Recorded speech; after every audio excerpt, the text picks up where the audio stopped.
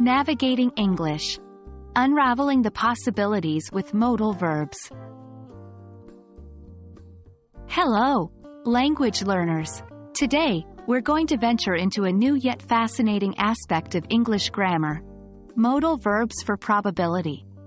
Specifically, we'll delve deep into expressing possibility using modal verbs. It may sound a bit intimidating, but don't worry.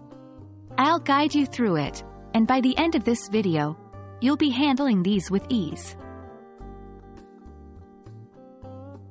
Before we jump into using modal verbs for expressing possibility, let's quickly revisit what modal verbs are. Modal verbs are special verbs in English that express various ideas like necessity, ability, permission, and of course, possibility. Some common examples include can, could, may, might, shall, should, will, would, must, and ought to. Now that we've refreshed our memories about modal verbs, let's understand how they help in expressing probability. Subsection 2.1.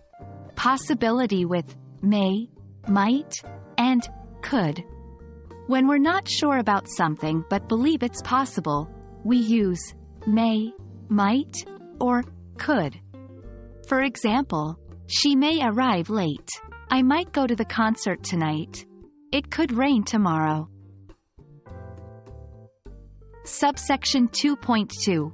High probability with must and should.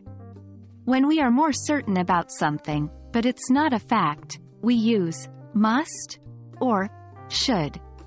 For instance, John isn't in his office. He must be in a meeting. She should be here by now. Let's put what we've learned into practice. He isn't picking up his phone. He, blank, be sleeping. The roads are wet. It, blank, have rained last night. The concert tickets are sold out. They, blank, have been very popular. Try to fill in the blanks using suitable modal verbs for possibility. That's it for today, language enthusiasts. We've had a great run through modal verbs for expressing probability. I hope you found this helpful and can now express possibilities like a pro. Remember, the key is practice. The more you practice, the better you'll get at it. Keep practicing, and I'll see you in our next English grammar adventure.